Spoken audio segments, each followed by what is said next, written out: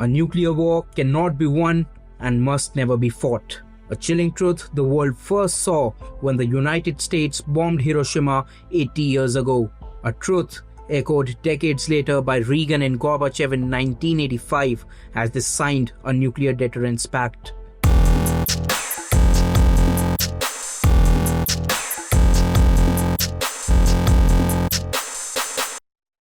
August 6, 1945. The skies over Hiroshima turned into a blinding flash. The world's first atomic bomb, Little Boy, killed 70,000 people in an instant. 3 days later, Nagasaki followed. Japan surrendered. World War II ended. But the nuclear age had just begun. Today, 8 decades later, the world is still armed to the teeth. And the threat of nuclear war is rising again. So the question remains, what has the world really learned?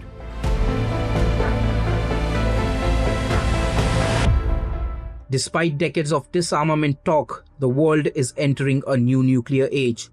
Russia has openly threatened to use tactical nukes in Ukraine. Former President Medvedev's dead-hand threat pushed the US to move nuclear subs closer to Russian waters. China has tripled its arsenal, now with over 600 warheads. India-Pakistan tensions simmer. North Korea tests missiles. Iran's nuclear ambitions remain under suspicion. The geopolitical map today looks like a powder keg. And there are 12,000 nuclear warheads worldwide, 90% held by just the US and Russia. These aren't Cold War relics. They are modernized, automated, and more lethal than ever. Treaties like the Intermediate Range Nuclear Forces Treaty and START, which once held back these doomsday machines, are now being abandoned easily. It seems the frameworks that were once binding are now reduced to paper stuck in files.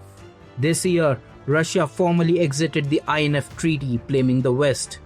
US too is considering a return to nuclear testing, and arms control talks have frozen amid deepening mistrust. The doomsday clock now stands at 89 seconds to midnight, the closest ever. Despite memorials and tributes, the truth remains. Nuclear weapons are still here, and the threat of being used is real. Hiroshima should have been the final warning. Over 200,000 died. Survivors lived on with trauma, cancer, and disfigurement. The crew of Enola Gay, the bomber that dropped the bomb, lived with guilt. Co-pilot Robert Lewis wrote, "My God, what have we done? If I live for 100 years, I'll never get these few minutes out of my mind." Some among the team later questioned whether it was necessary to annihilate an entire city instead of demonstrating the bomb's power elsewhere. The question remains, was Hiroshima a military necessity or a moral failure? And is the world doomed to repeat it? 80 years on, Hiroshima is more than just history. It is a warning. If there's one lesson from Hiroshima, it is this: once a nuclear weapon is used, there's no going back. In a world of rising tensions, fading treaties, and automated launch systems, nations cannot afford to gamble with lives of innocents. As the survivors of Hiroshima age and pass, their stories must not fade, because their pain wasn't just Japan's tragedy, it was a message to the world. And we hope the world listens as Japan mourns the screams of those who died an inevitable death. If you like this video, then like, share and subscribe to Mirror Now.